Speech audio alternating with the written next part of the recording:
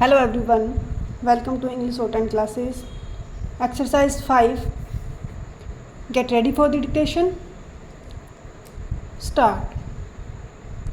In the present appeal, the insurance company has challenged the award only on the ground that the compensation awarded to the claimants is excessive and arbitrary, and the rate of interest awarded by the tribunal, that is 8% per annum, calculated from the date of filing the claim petition, is also arbitrary. Stop.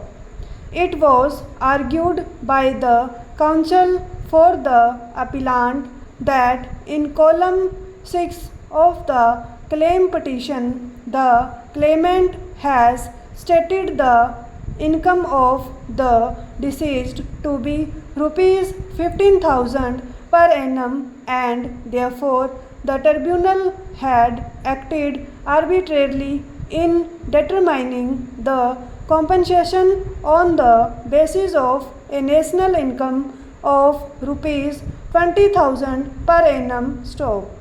It was also argued by the counsel for the appellant that the deceased was a bachelor, and therefore, while determining the multiplication, 50% should have been deducted as personal expenses from the national income of the deceased, and the tribunal had erred in deducting only 1/3 as personal expenses of the deceased. Stop.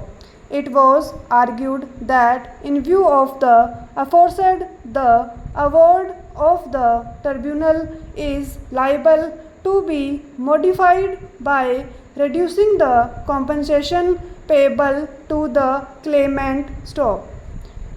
Rebutting the argument of the counsel for the appellant, the counsel for the claimant has argued that the income of the deceased was stated to be rupees 15,000 per annum, column 6 of the claim petition, on the basis of the national income provided in paragraph 6 of the second schedule. Stop.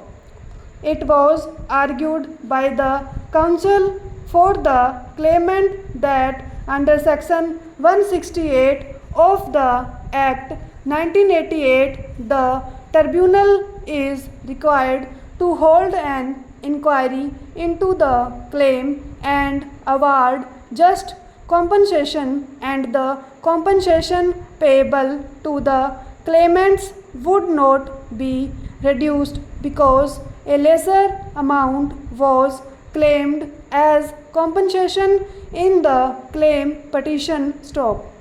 In support of his cross objection, the counsel for the claimant has argued that from the evidence on record, it was proved that at the time of his death, the deceased was earning rupees 5,000 per month, and therefore the tribunal had acted arbitrarily in determining compensation on the basis of a national income of rupees 20,000 per annum. Stop. It was also argued by the counsel for the claimant that the multiplier has to be decided considering the age of the deceased and not the age of the parents of the deceased. Stop. It was further argued that the tribunal had also erred in not awarding any amount to the claimant for funeral expenses and loss of estate, as well as for loss of love and affection. Stop. It was further argued by the counsel for the claimant that the claimant was entitled to interest of 12% per annum and the award of the tribunal awarding merely 8% annum as interest of liable to be modified stock. Thus, it is held that the deceased was unemployed and the argument of the counsel of the claimant that compensation should be determined taking the income of the deceased as rupees 5000 pm is rejected stock. The notional income of the deceased and the consequential compensation payable to the claimant is decided later on in the judgment stock.